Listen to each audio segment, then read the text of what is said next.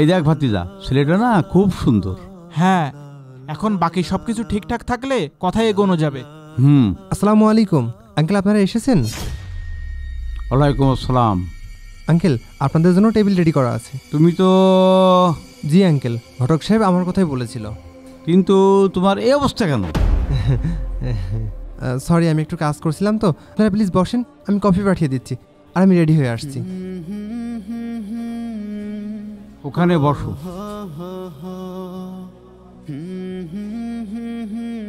আমার মেয়ের জন্য ঘটক এই ছেলে ঠিক করেছে, আমার তো ঘৃণা লাগছে। চাচা, এভাবে বলছেন কেন? ছেলেটা আসুক, কথা বলে দেখি কি হয়। কথা বলতেই তো এসেছিলাম। এই দেখ, ভেবেছিলাম ছেলেদিকে পছন্দ হলে এই আংটিটা ছেলেকে পরিয়ে দিয়ে যাব। এটা দুবাইয়ের ব্ল্যাক ডায়মন্ড, এটার দাম 3 লক্ষ টাকা। চাচা, এভাবে ওভার থিঙ্কিং করছেন কেন? ছেলেটাকে দেখে তো আমার খুব নম্রভদ্র মনে হয়েছে। সেই জন্যই তো এখানে চাকরিটা করতে পারছে। দেখছিস না কত সুন্দরভাবে গুছায় রাখছে। চাচা, ঘটক কিন্তু বলেছে ছেলে লাখে একটা। ছেলেটাকে দেখে কিন্তু খুব দিনদার মনে হচ্ছে। রাগ তোর ঘটকের কথা। দিলটা ছেলেতে আমি কি করব? বর্তমান জামানায় সুখী হতে হলে টাকা লাগে, টাকা। এই, তুমি এখানে বসছো কেন? ওইটার কাজ দাঁড়িয়ে থেকে সার্ভিস দেওয়া, তুমি একটু দূরে গিয়ে দাঁড়াও। আঙ্কেল, আপনার মনে হয় কোথাও মিস্টেক হচ্ছে। আমি ভুল করছি? এই মোস্তফা কোনো মানুষ চিনতে ভুল করে না। তুমি যেখানে কি কাজ করো আমি দেখেই বুঝতে পারছি।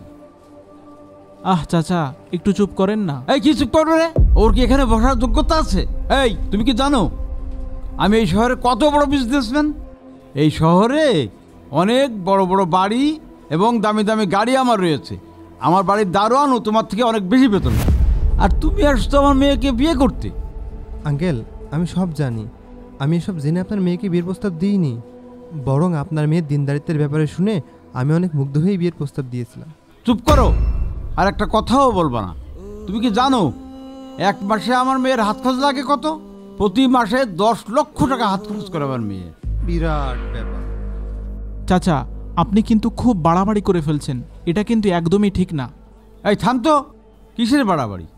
যেটা সত্যি সেটাই বলতেছি। আপনি যেমনটা ভাবছেন তেমনটা তো নাও হতে পারে। আর এটা পাবলিক প্লেস, প্লিজ এখানে সিন ক্রিয়েট করেন না। বলছিলাম আঙ্কেল, আমাকে একটু নিজের সম্পর্কে বলার সুযোগ দিন। আপনার সব ভুল ভেঙে যাবে ইনশাল্লাহ। কি বলবা তুমি? তোমার পোশাক আশাক থেকে বোঝা যাচ্ছে ব্যাংকে তোমার 10,000 টাকাও নাই। চাচা, এভাবে পোশাক দেখে কারোর বিচার করতে নেই। ভাই, আপনি কিছু মনে করেন না। আমার চাচা একটু রাগী মানুষ। আপনি যেন কি বলতে চেয়েছিলেন এবার একটু বলেন। আঙ্কেল, আপনারা যে রেস্টুরেন্টে বসে আছেন না, এইটা আমার রেস্টুরেন্ট। হ্যাঁ হ্যাঁ, বললেই হলো রেস্টুরেন্টটা আমার। এই রেস্টুরেন্ট তৈরি করতে কত কোটি টাকা লাগে তোমার জানা আছে? স্যার, আপনার কাপড় লন্ডি করা হয়ে গেছে। দোকানে একটু ভিড় ছিল তো, তাই আসতে দেরি হয়ে গেল। আরে কোনো ব্যাপার না, দোকানে ভিড় থাকতেই পারে। আপনি এক কাজ করুন, ওনাদের জন্য যে ডিশ আমি নিজে হাতে বানিয়েছি ওইটা সার্ভ করুন। জি স্যার। এই ওয়েটার, জি বলুন। তুমি নাকি স্যার বললে কেন? ওনাকে তো স্যারই বলবো, উনি তো এই প্রতিষ্ঠানেরই মালিক। আচ্ছা ঠিক আছে, তুমি যাও। বাবা, তুমি আগে বলবা না তুমি এই রেস্টুরেন্টের মালিক?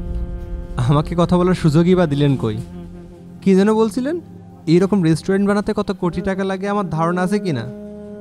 আঙ্কেল, এই রেস্টুরেন্টের 5টা ব্রাঞ্চ এই শহরে আছে। 5টা ব্রাঞ্চই আমার। ভাতিজা, তুই একটু বইলে ওনাকে বুঝা না। কি বোঝাবো বলেন? আপনাকে আমি অনেকবার বলেছি টাকার অহংকার দেখাবেন না। আপনার জন্য আজকে আমি নিজেই লজ্জিত হয়ে গেলাম। আমি শুনেছি এবং খোঁজ নিয়েছি আপনার মেয়ে অনেক নামাজি এবং পর্দার সহিত চলে। এজন্যই আপনার মেয়েকে বিয়ের প্রস্তাব দিয়েছিলাম। যদি কোটিপতির মেয়ে বিয়ে করতে চাইতাম আঙ্কেল, এই শহরে অনেক বড় বড় কোটিপতি আছে যারা তাদের মেয়েকে আমার সাথে বিয়ে দেওয়ার জন্য আমার পেছনে পেছনে ঘোরে। কিছু তো এটা কর। আচ্ছা, দেখছি কি করা যায়। ভাই, সবই তো বুঝলাম, কিন্তু তখন আপনি কিচেন অ্যাপ্রন পরেছিলেন কেন? শোনেন ভাই, আপনারা হচ্ছেন আমার স্পেশাল গেস্ট। আমি ভেবেছিলাম নিজে হাতে রান্না করে আপনাদের খাওয়াবো। আমি রান্না করছিলাম, তখন আপনারা এসেছিলেন। ভাই, যা হবার হয়েছে, আপনি সব কিছু ভুলে যান। আর আমরা কি বিবাহের দিকে এগোতে পারি না? না ভাই, আমি আপাতত আর এসব নিয়ে ভাবছি না। বাদ দেন ভাই। আচ্ছা, তাহলে আপনারা খাওয়া দাওয়া করেন, আপনাদের খাবার আমি পাঠিয়ে দিচ্ছি। কেমন হয়েছে রান্না অবশ্যই খেয়ে জানাবেন। আমি আসছি। চাচা, টাকা দিয়ে যদি সুখ কেনা যেত তাহলে এই শহরে এত ডিভোর্স হতো না।